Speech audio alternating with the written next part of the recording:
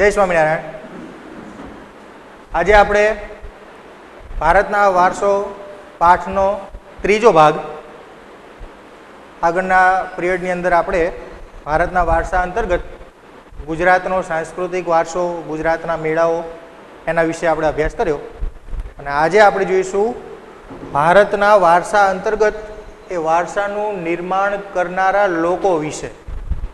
આગળ આપણે જોયું હતું કે ભારતની અંદર અનેક પ્રજાઓ આવી, અનેક પ્રજાઓ ભારતની અંદર સ્થાયી થઈ, વસવાટ કર્યો, વ્યાપાર કર્યો, અહીંના અંદરોઅંદરની આદાન પ્રદાનની પ્રવૃત્તિઓ થઈ અને અંતે તેઓ ભારતીય બની ગયા. અને તેમણે ભારતમાં રહી અને જે કાંઈ પણ પોતાના કૌશલ્ય વડે, આવડત વડે, બુદ્ધિ વડે નિર્માણ કર્યું એને આપણે આપણો સાંસ્કૃતિક વારસો કહીએ છીએ, જે આપણે આગળના પિરિયડની અંદર જોઈ ચૂક્યા. તો એ સાંસ્કૃતિક વારસાનું નિર્માણ કરવામાં ભારતની કેટલીય પ્રજાઓએ પોતાનું મહત્વપૂર્ણ યોગદાન આપેલું.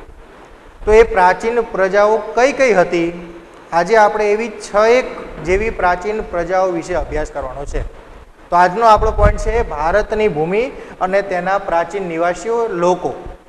અને એનો અભ્યાસ કરતા પૂર્વે પહેલાં આપણે જોઈ લઈએ કે ભારતના પ્રાચીન લોકો તરીકે સૌથી પહેલાં ભારતની અંદર આવેલી અનેક પ્રજાઓમાંથી દ્રવિડોને ભારતના સૌથી પ્રાચીન નિવાસી માનવામાં આવતા હતા, દ્રવિડ લોકોને. પરંતુ ત્યારબાદ ભાષાશાસ્ત્રીઓ અને નૃવંશશાસ્ત્રીઓના અભ્યાસ પરથી એવું તારણ મળ્યું કે ભારતમાં માત્ર દ્રવિડો જ નહીં, દ્રવિડોની સાથે સાથે બીજી 6 જેટલી પ્રજાઓ એવી હતી જે ભારતમાં પ્રાચીન સમયથી નિવાસ કરતી હતી. એ 6 પ્રજાઓની અંદર એક છે નેગ્રીટો, ત્યારબાદ છે ઓસ્ટ્રેલોઇડ, દ્રવિડ લોકો, અલ્પાઇન, આર્ય લોકો. આપણે ક્રમશઃ વારાફરતી એનો અભ્યાસ કરશું, એમના પોઈન્ટ્સ જોઈશું આપણે કે એ લોકોની લાક્ષણિકતાઓ, લક્ષણો, એમના કૌશલ્ય કેવા હતા. બરાબર છે. તો આપણા પ્રાચીન નિવાસીઓ તરીકેની જે ઓળખ હતી એ ભાષાશાસ્ત્રીઓ અને નૃવંશશાસ્ત્રીઓ બદલી નાખી. માત્ર દ્રવિડો નહીં, દ્રવિડોની સાથે સાથે ઘણી બધી બીજી અન્ય 6 પ્રજાતિઓ પણ ભારતમાં વસવાટ કરતી હતી. અને એમાંની સૌથી પ્રાચીન પ્રજા છે નેગ્રીટો. તો સૌથી પહેલાં આપણે નેગ્રીટો વિશે અભ્યાસ કરશું. આદિમાનવો આમ તો પૂર્વ આફ્રિકામાં ઉત્પન્ન થયા અને ત્યારથી ધીમે ધીમે તે લોકો સ્થળાંતર કરતાં કરતાં ભારતની સમૃદ્ધિથી અંજાઈ અને ભારતમાં આવ્યા. તો આપણે આ બધા ભારતમાં આવેલી પ્રાચીન પ્રજાઓ વિશે અભ્યાસ કરીએ. એમાં સૌથી પ્રાચીન પ્રજા તરીકે પહેલો અભ્યાસ કરીશું આપણે નેગ્રીટોનો, જેના બીજા 2 નામે પણ ઓળખવામાં આવે છે. એક છે હબ્સી લોકો અને બીજું છે નિગ્રો. આ હબ્સી, નિગ્રો અને નેગ્રીટો આ 2 માર્ક્સના પ્રશ્ન અંતર્ગત પ્રશ્નમાં પૂછાય બોર્ડમાં કે ભારતની અંદર આવેલી પ્રાચીન પ્રજા તરીકે નેગ્રીટો પ્રજાનો પરિચય આપો. તો આપણે એની અંદર કેટલાક મહત્વના પોઈન્ટ લખવાના થાય, જેની ચર્ચા આપણે અહીંયા કરીશું. તો પહેલાં તો કે આ નેગ્રીટો અને હબ્સી લોકો એ ભારતના પ્રાચીન નિવાસીઓ માનવામાં આવતા હતા. સૌથી પહેલા ભારતના પ્રાચીન નિવાસીઓ, પહેલો પોઈન્ટ આ આવશે આપણો. એટલે કે બહુ જૂના સમયથી ભારતની અંદર આ પ્રજાનું આગમન થયું હતું અને એ લોકો ભારતની અંદર સ્થાયી વસવાટ કરતા હતા. બીજું થશે કે આ પ્રજા ભારતમાં ક્યાંથી આવી હતી. બીજો પોઈન્ટ એ તો બીજો પોઈન્ટ આપણે એ લખશું કે ભારતની અંદર હબ્સી, નિગ્રો એટલે કે નેગ્રીટો પ્રજા ક્યાંથી આવી હતી. તો નેગ્રીટો અથવા નિગ્રો એ આફ્રિકામાંથી, આફ્રિકા ખંડમાંથી બલુચિસ્તાનના રસ્તે થઈ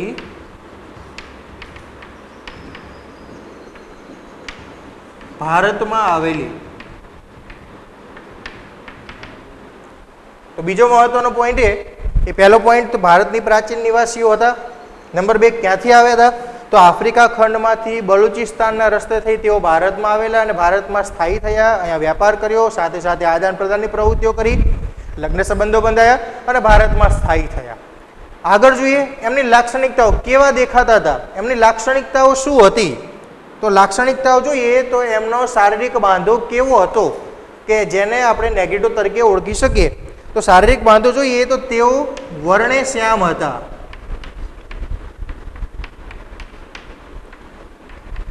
શ્યામ વર્ણના ઊંચાઈ એમની 4 થી 5 ફૂટ ઊંચા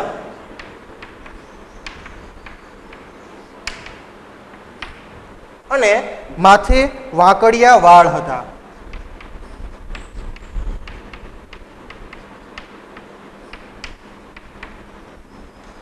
આ એમનો શારીરિક લક્ષણો હતા, એમના શારીરિક બાંધો હતા. હવે આપણને એમ થાય કે આ એમની શારીરિક લાક્ષણિકતાઓ જોઈએ કે વર્ણે શ્યામ, 4 થી 5 ફૂટ ઊંચાઈ, માથે વાંકડિયા વાળ, આવો બાંધો એટલે આપણા મગજમાં એમને એમ જ એક ચહેરો ઉત્પન્ન થાય. નહીં એટલે આપણે ક્રિકેટ જોઈએ છીએ, ક્રિકેટ મેચની અંદર ઘણી બધી ટીમો છે, એમાં વેસ્ટ ઇન્ડિઝ ટીમના જે ખેલાડીઓ છે એ આનું સરસ મજાનું ઉદાહરણ છે.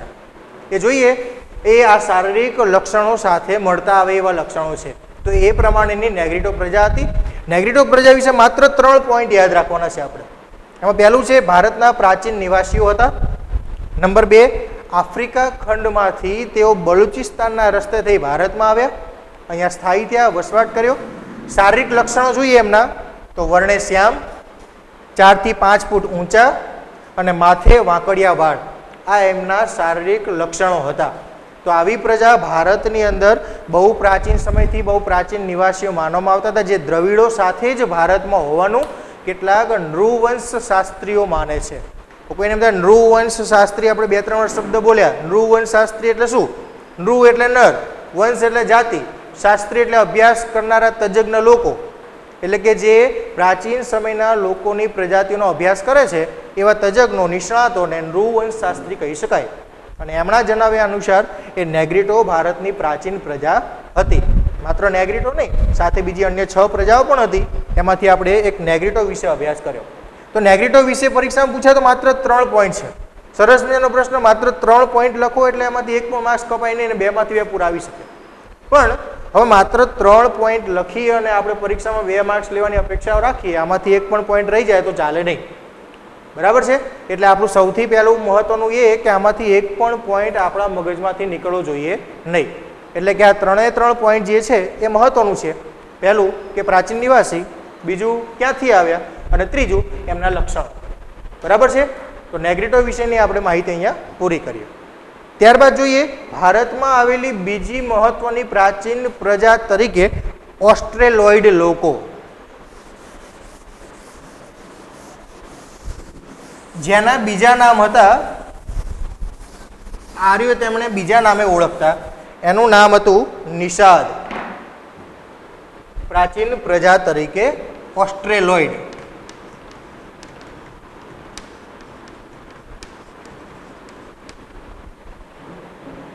જેનું બીજું નામ હતું નિષાદ. આર્ય લોકો તેમને નિષાદ તરીકે ઓળખતા. બરાબર છે? તો આ ઓસ્ટ્રેલોઇડ પ્રજા વિશે આપણે અભ્યાસ કરીએ. તો આ પ્રાચીન પ્રજાઓ તરીકે દ્રવિડો, આર્યો, ઓસ્ટ્રેલોઇડ લોકો, આગળ જે આપણે જોઈ ગયા એ નિષાદ લોકો, બધી પ્રજાઓ ભારતમાં એક સાથે જોવા મળતી હતી. બીજી પ્રાચીન પ્રજાઓ તરીકે જોઈએ ઓસ્ટ્રેલોઇડ પ્રજા વિશે, જે ભારતના નેગ્રીટોની સાથે આવેલી બીજી પ્રાચીનતમ પ્રજા હતી.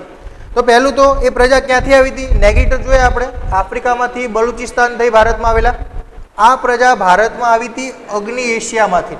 તો આપણે ખાસ એનું સ્થળ યાદ રાખવાનું છે. અગ્નિ એશિયામાંથી તેઓ ભારતમાં આવેલા હતા.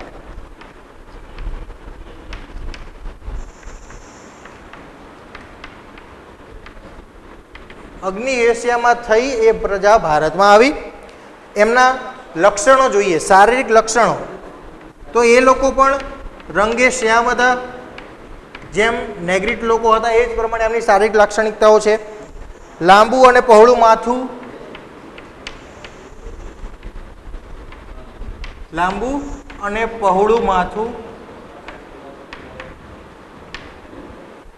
સાથે ચપટું નાક અને ટૂંકું કદ,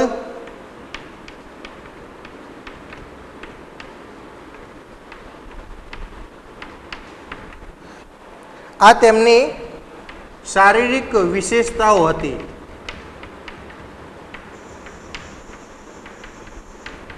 જો નેગ્રીટો લોકો હતા એની અંદર ઊંચાઈ એમની આપેલી હતી 4 થી 5 ફૂટ ઊંચા, આમનું કદ ટૂંકું છે, બંને ભેગું ન થઈ જાય ધ્યાન રાખવાનું. રંગે શ્યામ બંને પ્રજાઓ હતી, બરાબર છે. સાથે વિશેષતાઓ તરીકે લાંબુ અને પહોળું માથું, એમનું કદ ટૂંકું હતું. નેગ્રીટો કરતાં કદમાં આ પ્રજા ટૂંકી હતી. ચપટું નાક હતું એમનું. અને આ પ્રજા ભારતની અંદર આપણે જોઈએ તો આપણા 7 સિસ્ટરના રાજ્યો 9મા ધોરણમાં અભ્યાસ કરી ગયા છે કે પૂર્વ ભારતના 7 સિસ્ટર 7 રાજ્યો જે છે આપણા અસમ, મેઘાલય, એમાં ગારો ખાસીની પર્વતની જે ટેકરીઓ છે એમાં જે ભીલ જાતિની પ્રજા વસે છે ત્યાં આ પ્રજાના અવશેષો જોવા મળે છે. આ પ્રજાનું અસ્તિત્વ આજે ત્યાં પણ છે. એટલે ત્યાં જોવા મળે છે આ ઓસ્ટ્રેલિયોઇડ પ્રજા. આજે ઓસ્ટ્રેલિયોઇડ તરીકે આપણે નથી ઓળખતા કેમ કે એ લોકો ભારતીય થઈ ગયા છે એટલે આપણે એમને ભારતીય લોકો તરીકે જ ઓળખીએ છીએ. પણ આ પ્રજાની શારીરિક લાક્ષણિકતાઓ આજે પણ કેટલીક એ વિસ્તારની પ્રજાતિઓમાં જોવા મળે છે. આર્ય લોકો એમને નિષાદ તરીકે ઓળખતા. આપણે અહીંયા લખ્યું કે નિષાદ તરીકે એમને ઓળખવાનું કામ, આર્ય લોકો એમને નિષાદ કહેતા. કેમ નિષાદ કહેતા? તો ભીલી પ્રજા માટે, વનવાસી પ્રજા માટે, જંગલોમાં રહેનારી જે ભીલી આદિવાસી પ્રજાઓ હતી એમના માટે આ નિષાદ શબ્દ વપરાતો. અને આર્યો એ પ્રાચીન પ્રજાઓમાં સૌથી વધુ વિકસિત હતા. એમની પોતાની રહેણી કહેણી, પોતાનો પહેરવેશ, ખોરાક, મહેલો એ આ બીજી અન્ય પ્રજાઓ કરતાં વિશેષ હતું. એટલે તે લોકો ઓસ્ટ્રેલિયોઇડને નિષાદ તરીકે ઓળખતા, એક ભીલી પ્રજા તરીકે ઓળખતા.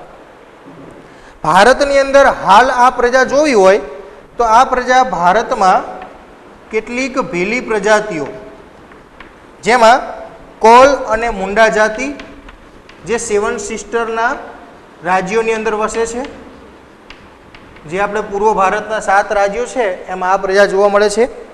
ત્યારબાદ અસમની અંદર ખાસી પર્વતમાળા જે છે એમાં વસતી અસમની ખાસી પ્રજા.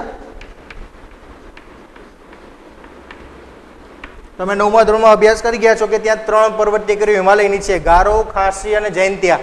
તો એમાં ખાસી જે પર્વતમાળા છે એમાં જે પ્રજા વસે છે એ ખાસી પ્રજામાં એના લક્ષણો જોવા મળે છે.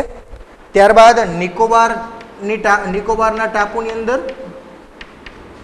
અને બ્રહ્મદેશ એટલે કે હાલનું મ્યાનમાર,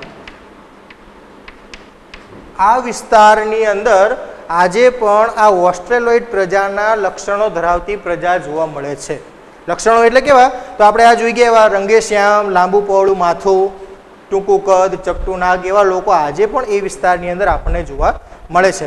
તો આ 1 માર્ક્સના પ્રશ્નમાં પણ પૂછાય છે અને 2 માર્ક્સના પ્રશ્નમાં તો આપણે બધા પોઈન્ટ યાદ રાખવાના જ છે કે ભારતના કયા વિસ્તારોમાં ઓસ્ટ્રેલિયોઇડ પ્રજાના લક્ષણો જોવા મળે છે. તો એ પ્રજા, એ વિસ્તારના નામ આપણે યાદ રાખવાના છે. એક છે કોલ અને મુંડા જાતિના લોકોની અંદર, અસમની અંદર ખાસી પ્રજા જે છે તે, અને નિકોબાર અને બ્રહ્મદેશ એટલે કે મ્યાનમારની અંદર, હાલનું મ્યાનમાર, ત્યાં આ પ્રજાના લક્ષણો આપણને જોવા મળે છે. હવે આ પ્રજાએ ભારતના સાંસ્કૃતિક વારસાને, સભ્યતાને વિકાસવાનો બહુ મોટો મહત્વનો ફાળો આપ્યો. કારણ કે આ પ્રજાએ ભારતમાં કેટલીક એવી પ્રવૃત્તિઓની શરૂઆત કરેલી જે આપણે લાંબા સમય સુધી આજે પણ ચાલુ છે. તો એવી કેટલીક પ્રવૃત્તિઓમાં ઓસ્ટ્રેલિયોઇડ પ્રજા એટલે કે નિષાદ પ્રજા એ નિપુણ હતી.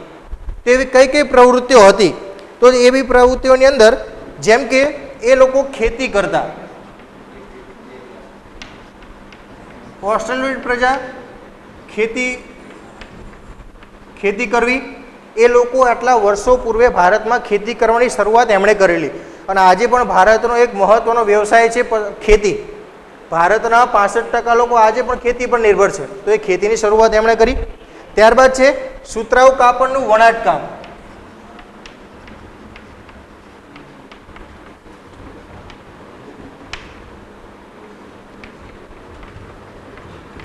તો એ લોકો સુતરાઉ કાપડના વસ્ત્રો બનાવવાની કળા પણ જાણતા હતા. તો સુતરાઉ કાપડનું વણાટકામ એ પણ એમણે શરૂઆત કરેલી. ત્યારબાદ છે માટીના વાસણો બનાવવા.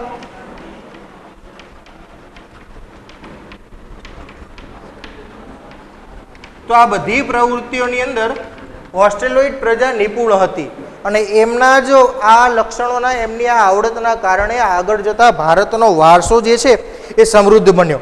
અને એમના આ કૌશલ્યોના કારણે ભારતની અંદર ધીમે ધીમે ખેતીની, કાપડના ઉદ્યોગની અને માટીના વાસણો બનાવવાની કળા આગળ જતા ખૂબ જ વિકસિત બની. અને તેમણે ભારતના વારસાને એક સમૃદ્ધ બનાવવાનું કામ એમણે કર્યું. સાથે સાથે કેટલીક ધાર્મિક માન્યતાઓ પણ તેઓ માનતા હતા. એટલે કે ધર્મ પણ એમનામાં હતું. તો આ આપણા ઓસ્ટ્રેલિયોઇડ પ્રજાના લક્ષણો છે. 2 માર્ક્સના પ્રશ્નની અંદર આપણે આટલા પોઈન્ટ લખવાના થાય. ઓસ્ટ્રેલિયોઇડ પ્રજા કોને કહેવાય? ક્યાંથી આવેલી પ્રજા હતી? તો અગ્નિ એશિયામાંથી તેઓ ભારતમાં આવ્યા. સૌથી પહેલા અગત્યનું આપણે સ્થળ યાદ રાખવાનું છે કે અગ્નિ એશિયામાંથી ભારતમાં આવ્યા. ત્યારબાદ એમનો શારીરિક બાંધો, લાક્ષણિકતાઓ શારીરિક કેવી હતી?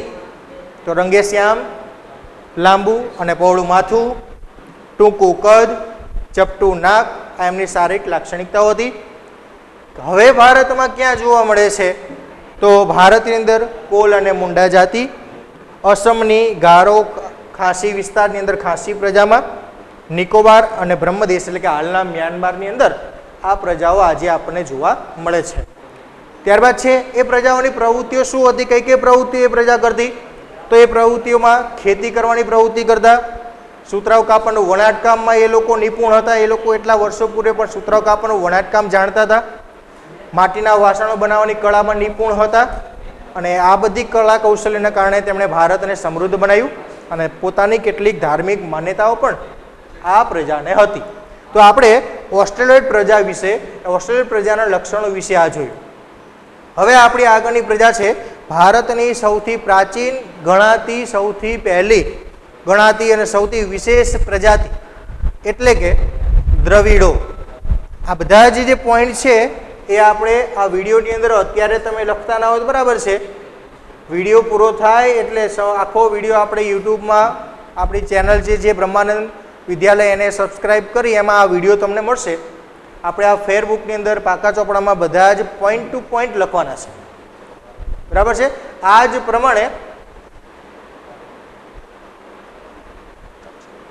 પ્રમાણે વિડીયોને તમે પુશ કરીને વચ્ચે સ્ટોપ કરીને જોઈ શકો છો. તમારા મોબાઈલની અંદર વિડીયો આવી ગયા પછી સ્ટોપ કરો એટલે સમગ્ર પોઈન્ટ્સ આપણને દેખાશે. અને ટેક્સ્ટબુકમાં પણ આપણે કીધું હતું કે તમારી ટેક્સ્ટબુકમાંથી આવા પોઈન્ટને અંડરલાઈન કરવાના છે અને એ પોઈન્ટને આપણે પોઈન્ટ જ યાદ રાખવાના છે અને વાક્ય આપણે આપણી રીતે બનાવી શકીએ છીએ. ટેક્સ્ટબુક નવનીતના સીધા આપણે પોઈન્ટ લખવા જરૂરી હોતા નથી. આમાં આપણી મૌલિકતા ચાલી શકે. તો આ પોઈન્ટ ખૂબ મહત્વના છે. તો આ પોઈન્ટને આપણે આપણા ફેરબુકની અંદર એક પ્રશ્ન સ્વરૂપે આ પ્રમાણે લખીશું. ચાલો હવે ત્યારબાદ જોશો આપણે એથી આગળની પ્રજા છે, નામ છે દ્રવિડો. ભારતની સૌથી પ્રાચીન પ્રજા દ્રવિડો વિશે.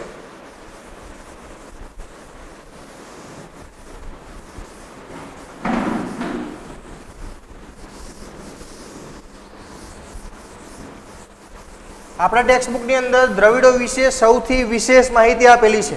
કેમ કે ભારતની સૌથી પ્રાચીન પ્રજા પહેલેથી માનવામાં આવતી હતી અને આજે પણ ભારતના પ્રાચીન પ્રજાઓ તરીકેના અવશેષો એમાંથી જ આપણને પ્રાપ્ત થયા છે.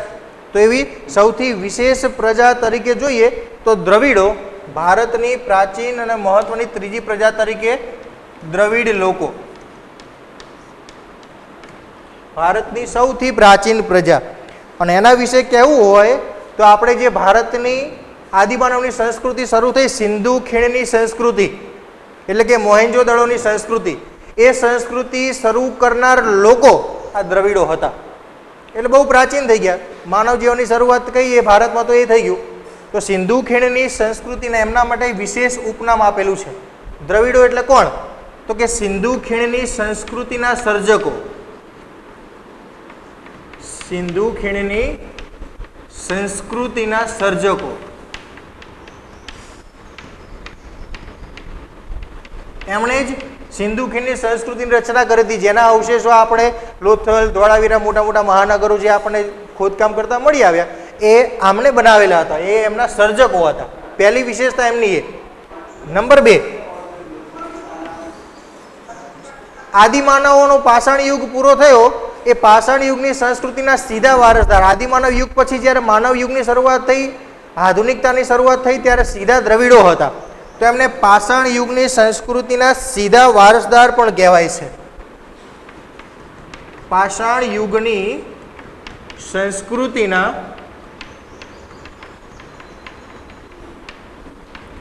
સીધા વારસદારો એટલે કે જ્યારે આદિમાનવ પાષાણ યુગમાં જીવતા ત્યારે દરેક વસ્તુ પથ્થરોની હતી. પથ્થરોના એમના હથિયારો, પથ્થરોની ગુફામાં રહેવાનું, સામાન્ય એવા પથ્થરના વાસણો, દરેક વસ્તુ જ્યારે પથ્થરોની હતી, અન્ય કોઈ ધાતુની શોધ નહોતી થઈ. ત્યારબાદ ધીમે ધીમે એમના બુદ્ધિ, કલા, કૌશલ્ય, આવડતના જોરે જે પ્રજાએ જે કંઈ વિકસાયું એ દ્રવિડો હતા. એટલે દ્રવિડો વિશે બે વાક્ય ખૂબ મહત્વના છે. ભારતની સિંધુ ખીણની સંસ્કૃતિના સર્જકો હતા અને પાષાણ યુગની સંસ્કૃતિના સીધા વારસદારો હતા. એટલે કે આ પ્રજા મૂળ ભારતની જ હતી. આગળ આપણે બે પ્રજાઓ જોઈ ગયા, નેગ્રીટો અને ઓસ્ટ્રેલોઇડ, જે આફ્રિકામાંથી આવી હતી, અગ્નિ એશિયામાંથી આવી હતી. આ પ્રજા મૂળ ભારતની જ હતી. અને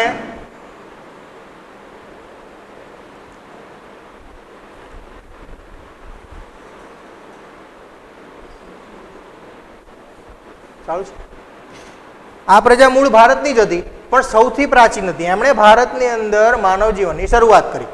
તો હવે એમના કેટલાક લક્ષણો આપણે જોઈએ. તો ઉત્તરમાંથી આવેલી વિવિધ ભાષા અને સંસ્કૃતિના લક્ષણો ધીમે ધીમે ભારતની અંદર ટકી રહ્યા.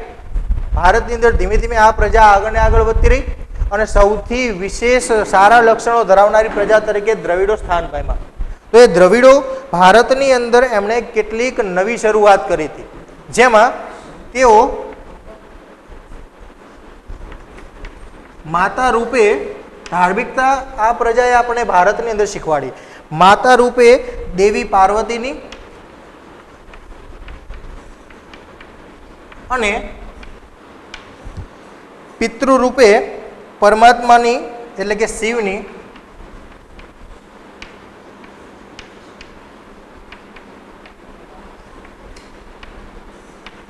પૂજા કરવાનો સિદ્ધાંત એમણે ભારતના લોકોને શીખવાડ્યો. તેઓ માતા અને પિતૃ રૂપે પાર્વતી અને શિવની પૂજા કરતા, એટલે કે ધાર્મિકતાની શરૂઆત આ દ્રવિડોએ ભારતની અંદર શરૂઆત કરી. અને એમના જે આ ધાર્મિકતાના લક્ષણો હતા એમની પાછળ આવનારી પ્રજાઓએ પણ સ્વીકારેલા, જેમાં આર્યો પણ હતા. આર્યોએ પણ આ જ બધા દેવી દેવતાઓને પોતાના દેવી દેવતાઓ તરીકે, હિન્દુ ધર્મના દેવી દેવતાઓ તરીકે સ્થાપના કરી હતી. ત્યારબાદ આ લોકો પૂજા કરવા માટે હાલની જે આપણે આધુનિક પદ્ધતિ પૂજા કરીએ છીએ, આજે પણ આપણે કદાચ ભગવાનના ધૂપ દીપ કથા વાર્તા કીર્તન કરીએ છીએ, એ પદ્ધતિ પણ દ્રવિડોએ શરૂઆત કરી હતી. તો તેઓ દીપ, ધૂપ અને આરતીથી પૂજા કરતા, જે આજે આપણે પણ કરીએ છીએ. તો આ જે ધૂપ દીપની હાલ પ્રચલિત પદ્ધતિ છે, આપણે દરેક જોઈએ છીએ ઘરની અંદર સવાર સાંજ કદાચ ભગવાનના દીવાબત્તી આરતી કરતા હોય, બરાબર છે, એમને કદાચ સવાર સાંજ બપોરે થાળ જમાડતા હોય. તો આ જે પ્રવૃત્તિ જે છે એ આપણને દ્રવિડોની દેન છે. દ્રવિડોએ આપણને આપણા વારસામાં આ પદ્ધતિ શીખવાડી છે. દ્રવિડ લોકોએ એ ધૂપ દીપ અને આરતીથી પૂજા કરવાની પદ્ધતિ ભારતના લોકોને વારસામાં આપેલી છે, જે આજ પર્યંત શરૂ છે. ત્યારબાદ આગળ આપણે જોઈ ગયા પ્રમાણે પ્રકૃતિ પૂજા કરતા તેઓ, પ્રકૃતિના તત્વોની પૂજા, પ્રાણી પૂજા આપણે જે આગળ જોઈ ગયા છીએ. ઘણા બધા દેવી દેવતાઓના વાહન આપણે જોઈ ચૂક્યા હતા કે જે પ્રાણીઓને દેવી દેવતાના વાહન તરીકે સ્વીકારી એમની પૂજા કરવામાં આવતી હતી. ઘણા બધાના ઉદાહરણ આપણે જોયા હતા કે આપણે શંકર ભગવાને એક ઉદાહરણ લીધું હતું કે એમના પરિવારમાં દરેકનું અલગ અલગ વાહન છે અને પ્રાણી છે, અને આપણે એની પૂજા પણ કરીએ છીએ. અને આ બધા જ જે એમના સિદ્ધાંતો હતા, ધર્મ બાબતના સિદ્ધાંતો, એ આર્ય લોકોએ સ્વીકારી લીધા. અને આર્ય લોકોએ પણ આ જ દેવી દેવતાઓને પોતાના દેવી દેવતાઓ તરીકે માન્યતા આપી, જે આજે પણ આપણે દરેક ધર્મની અંદર લગભગ આપણે આ દેવી દેવતાઓની પૂજા આ જ પ્રમાણે ધૂપ દીપ આરતીથી કરીએ છીએ. ધીમે ધીમે સમય જતાં હજારો વર્ષના વિકાસ બાદ આર્ય લોકો જેમ જેમ ઉત્તર વિભાગની અંદર, ભારતના ઉત્તર ભાગની અંદર પ્રબળ થતા ગયા, એમ ઉત્તર ભાગના નિવાસીઓ જે આ દ્રવિડો હતા, જે વાયવ્ય ભાગમાંથી શરૂઆતમાંથી આવ્યા હતા, એ ધીમે ધીમે આર્યોના પ્રભાવના કારણે આર્યનું વર્ચસ્વ ઉત્તર ભાગમાં વધતું ગયું. એટલે ધીમે ધીમે આ દ્રવિડ લોકો જે છે એ ધીમે ધીમે દક્ષિણ તરફ ખસતા ગયા. તો આર્યનો પ્રભાવ વધતા આ લોકો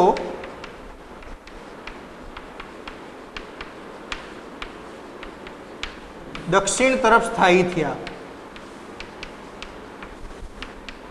અને આજે પણ ત્યાં જ આ લોકોની પ્રજાતિઓ, દ્રવિડોની પ્રજાતિઓ, એમની કેટલીક પ્રજાતિઓના નામ આજે પણ દક્ષિણ ભાગની અંદર જોવા મળે છે. દ્રવિડોની વિશેષ વાત કરીએ તો દ્રવિડોની અંદર માતૃમૂલક પ્રથા હતી.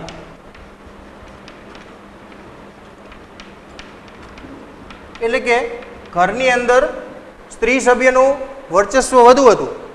માતૃમૂલક પ્રથા હાલ જેમ પુરુષ પ્રધાન સમાજ છે એથી વિપરીત. પહેલામાં સ્ત્રીને એટલું સન્માન આપવામાં આવતું, ઘરના વડી સ્ત્રી સભ્યને ઘરના નિર્ણયોની અંદર મહત્વનું સ્થાન મળતું. એટલે માતૃમૂલક પ્રથા એ દ્રવિડોની આગવી દેન છે. ત્યારબાદ એમનામાં કેટલુંક અવકાશી ક્ષેત્રોનું જ્ઞાન પણ હતું. ગ્રહોનું જ્ઞાન, અવકાશી ક્ષેત્રનું જ્ઞાન એ પણ જોવા અહીંયા મળતું.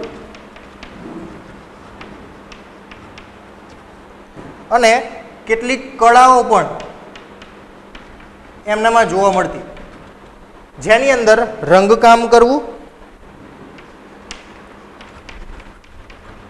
કાંતવું, વણવું, જેમ આપણે આગળ જોઈ ગયા ઓસ્ટ્રેલિયન લોકો ખેતી કરતા, માટીકામ કરતા, એ પ્રમાણે આમના કૌશલ્યોની અંદર રંગકામ, કાંતવું, વણવું, સાથે સાથે હોડી અને તરાપા બનાવવા,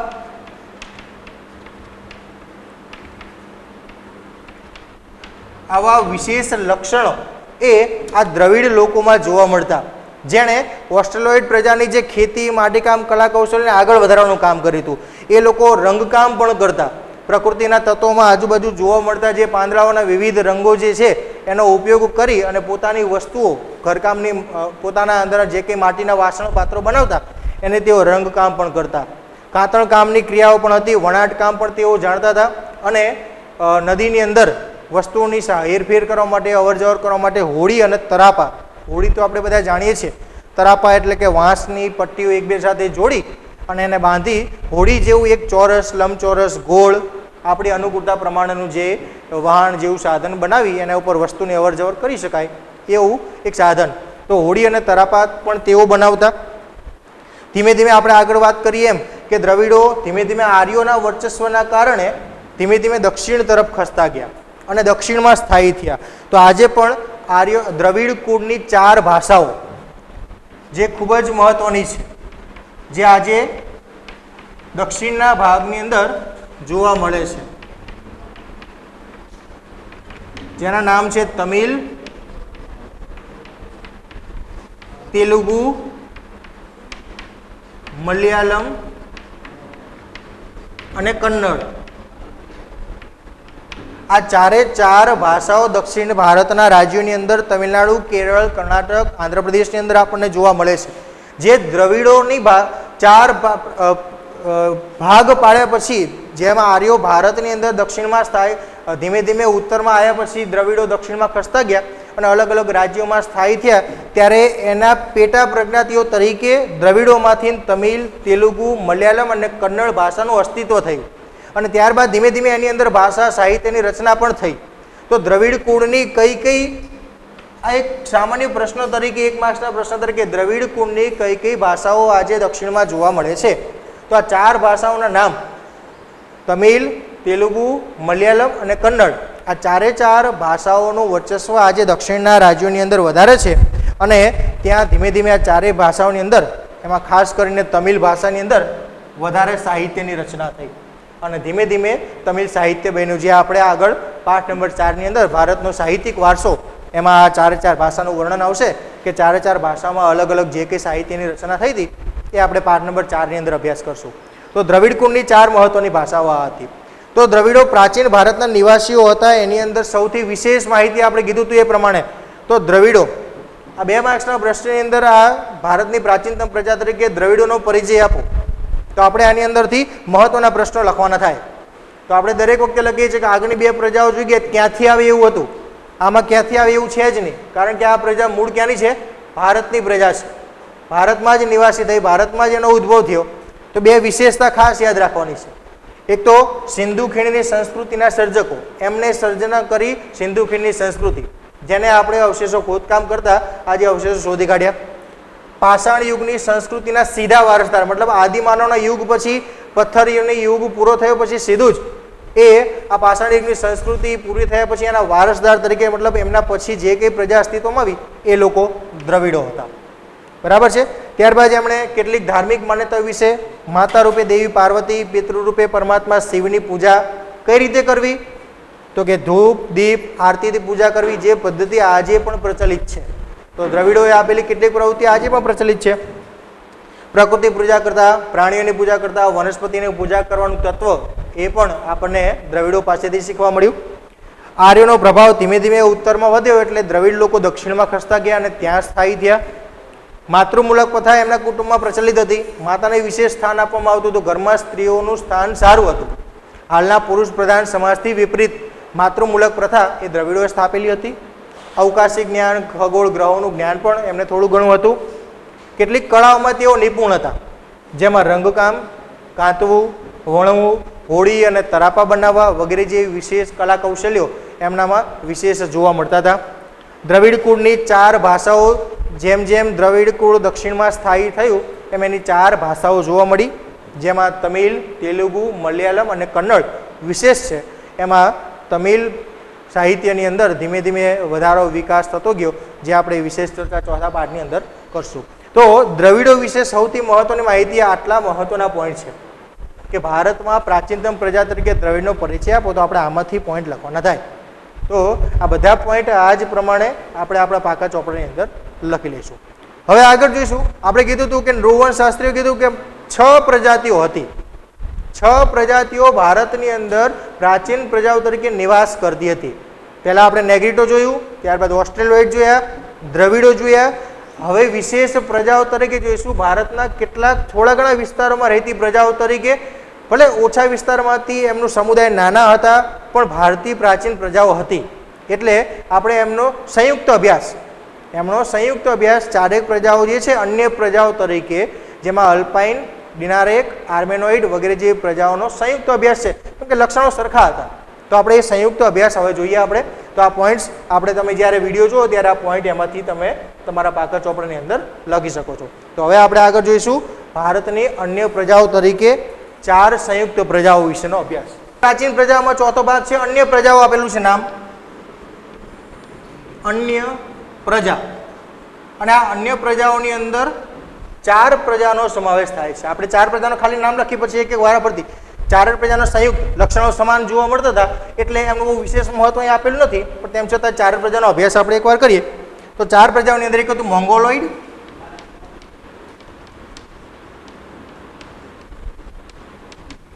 અલ્પાઇન, ડિનારિક અને આર્મેનોઇડ.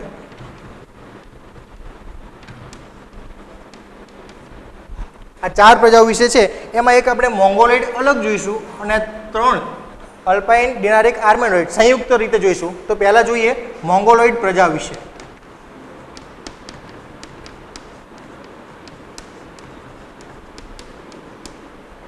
આ પ્રજા બહારની પ્રજા હતી.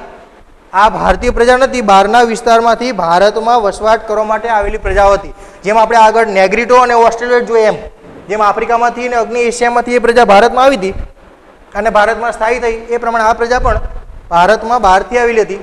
તો પહેલો જ પોઈન્ટ આવશે, ક્યાંથી આવી હતી એ પ્રજા? તો આ પ્રજા ઉત્તર પશ્ચિમ ચીનમાંથી આવી હતી. તો એ પહેલો જ પોઈન્ટ આવશે એનો, ઉત્તર પશ્ચિમ ચીનમાંથી તિબેટ થઈ અને તેઓ ભારતમાં આવ્યા હતા. તો મૂળ ક્યાંની પ્રજા થઈ? તો ચીનની પ્રજા.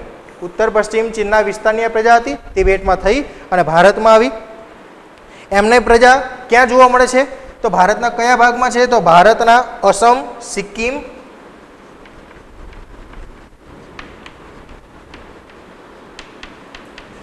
ભૂતાન વિસ્તારની અંદર આ પ્રજા જોવા મળે છે. ત્યારબાદ પૂર્વ બંગાળના કેટલાક ભાગની અંદર આ પ્રજાના લક્ષણો જોવા મળે છે. મૂળ ચીની પ્રજા છે, પણ વર્ષોથી ભારતમાં સ્થાયી થઈ છે. વેપાર, અહીંયાની પ્રજા સાથે આદાન પ્રદાનની પ્રવૃત્તિઓ, અહીંની પ્રજાઓ સાથેના લગ્ન સંબંધો અને લાંબા સમયના સ્થાયી વસવાટને કારણે આ પ્રજાનું ભારતીકરણ થઈ ગયું. અને આજે આ મોંગોલોઇડ પ્રજા પણ ભારતીય પ્રજા તરીકે ઓળખવામાં આવે છે. લાક્ષણિકતાઓ જોઈએ તો આ પ્રજાના લક્ષણો કેવા હતા? તો આપણે આગળ જોઈએ કે રંગે શ્યામ પ્રજાઓ હતી બધી. આ પ્રજા જે હતી એનો વર્ણ પીળો હતો. હવે કોઈને એમ થાય પીળા કલરના એટલે કેવા? કે કમ્પ્લીટ આમ પીળો કલર જે આપણે અહીં એમ લખીએ છીએ એવા પીળા રંગના નહીં, પણ ચામડી જે છે થોડી પીળાશ પડતી હોય, બરાબર છે? તો એવા પીળા વર્ણના લોકો, ચહેરો ચપટો,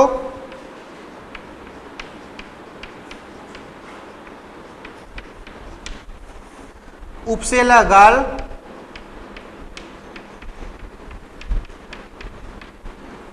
અને બદામ આકારની આંખો.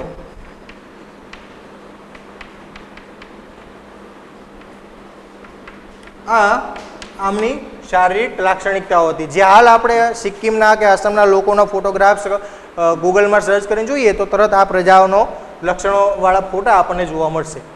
ગાલ ઉપસેલા હોય, બદામ આકારની આંખો, ચેપટો ચહેરો, પીળાશ પડતો વર્ણ, પીળો રંગ કમ્પ્લીટ નહીં, પીળાશ પડતો વર્ણ એમનો લાગતો. એટલે આ પ્રજાને આર્ય લોકો જે હતા એ કિરાત તરીકે ઓળખતા. પીળા રંગના હતા, પીળાશ પડતા રંગના દેખાતા, એટલે એમને કિરાત તરીકે ઓળખવામાં આવતા. કિરાત તરીકે ઓળખતા. આ પ્રજાનું બીજું નામ હતું કિરાત. તો કોઈને એમ થાય કે કિરાત શા માટે? તો કિરાતાર્જુનિયમ એક નાટક છે જે આપણે આગળ સાહિત્યના પાઠની અંદર જોઈશું. મહાભારતની અંદર કિરાત નામના રાક્ષસનું વર્ણન આવે. પીળા પડતા રંગનો એક રાક્ષસ હતો કિરાત, જેનો અર્જુને વધ કર્યો તો, જે આપણે આગળ સાહિત્યના વિભાગની અંદર જોઈશું. તો એ કિરાત પરથી એને પીળા વર્ણના લોકો હતા તો કિરાત તરીકે ઓળખવામાં આવતા. તો એને એક બીજું અન્ય નામ તરીકે કિરાત, મોંગોલોઇડ પ્રજાને કિરાત તરીકે પણ ઓળખવામાં આવતી હતી. તો આપણી આ 4 પ્રજાઓ જે છે એ 4 પ્રજાઓની અંદર મોંગોલોઇડ એક અલગ અને આ 3 પ્રજાઓ સંયુક્ત, એટલે કે ત્રણેય પ્રજાઓના સમાન લક્ષણો હતા. એટલે એ 3 પ્રજાઓના સંયુક્ત રીતે જોઈએ. આપણે પહેલાં મોંગોલોઇડનું જોયું કે મૂળ ક્યાંથી પ્રજા આવી હતી, તો કે ઉત્તર પશ્ચિમ ચીનમાંથી આવી હતી. તિબેટ થઈ ભારતમાં આવ્યા, સ્થાયી વસવાટ કર્યો. હાલ કયા વિસ્તારમાં જોવા મળે છે? તો આસામ, સિક્કિમ, ભૂતાન અને પૂર્વ બંગાળમાં આ પ્રજા સ્થાયી જોવા મળે છે, લક્ષણો જોવા મળે છે. એમની શારીરિક લાક્ષણિકતાઓ કઈ હતી? તો કે વર્ણ પીળો હતો, ચહેરો ચપટો, ઉપસેલા ગાલ, બદામ આકારની આંખો, આ એમની શારીરિક લાક્ષણિકતાઓ હતી.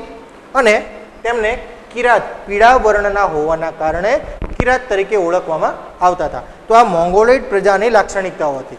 તો આ 4 પોઈન્ટ જે છે આપણે મોંગોલોઇડ પ્રજાની લાક્ષણિકતાઓ તરીકે જોયા. હવે સંયુક્ત રીતે આ 3 પ્રજાઓ સંયુક્ત રીતે આપણે જોવાની છે. અલ્પાઇન, ડિનારિક અને આર્મેનોઇડ. ત્રણેય પ્રજાઓના શારીરિક ગુણધર્મો, લક્ષણો સમાન જોવા મળતા હતા. એટલે વિશેષ નહીં, 3 પ્રજાઓ વિશે આપણે અહીંયા સાથે માહિતી જોવાની છે. તો જોઈએ આપણે 3 પ્રજાઓ વિશે.